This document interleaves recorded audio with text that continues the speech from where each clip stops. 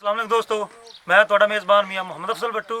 ਅੱਜ मैं अपने दोस्तों वास्ते ले आए ना मैसी 385 ਹਾਰਸ ਪਾਵਰ। ਤੇ ਇਹਨੂੰ ਜਨਾਬ ਹਾਲ ਤੇ ਅਸੀਂ ਚੈੱਕ ਕਰੂੰਗਾ ਪਹਿਲੇ ਗੇਅਰ ਦੇ ਵਿੱਚ ਤੇ 1600 ਜਾਂ 1700 ਤੇ ਇਹਦੀ ਰੇਸ ਬੰਨਣੇ ਹੈ। ਫਿਰ ਚੈੱਕ ਕਰਨੇ ਆ ਵੀ ਇਹ ਆਰਪੀਐਮ ਤੋੜਦਾ ਹੈ ਜਾਂ 1700 ਤੇ ਬਰਕਰਾਰ ਰਹਿੰਦੇ ਨੇ।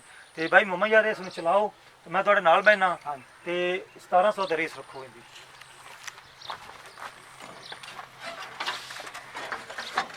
अदील अफजल कैमरा मैनू पकड़ा।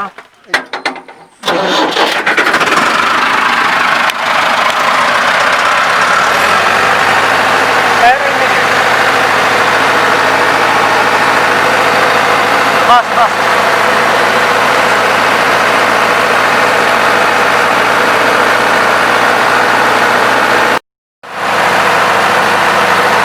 दोस्तों 1600 RPM से बल्कि 16 तो भी 1650 से है।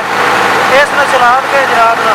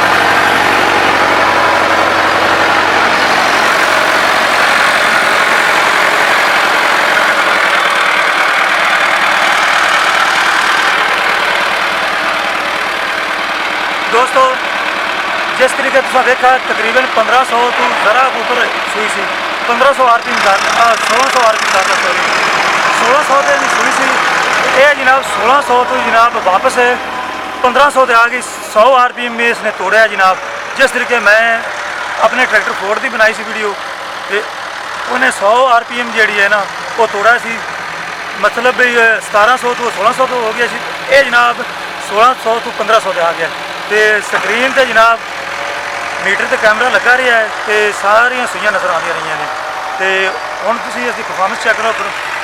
परफॉर्मेंस के लिहाज नाल बहुत वधिया जनाब, बहुत कमाल की वर्किंग वीडियो कर रहा जनाब। हाल अच्छे तरीके ना बांधा पिया दोस्तों। तो वीडियो के वेख्या जा सकता बहुत ही कमाल की है जनाब। ट्रैक्टर अपने सही काम कर रहा है। तो हुण मैं तुहाडे सारे दोस्तों तो इजाज़त चाहना। अल्लाह की पाकिस्तान जिंदाबाद।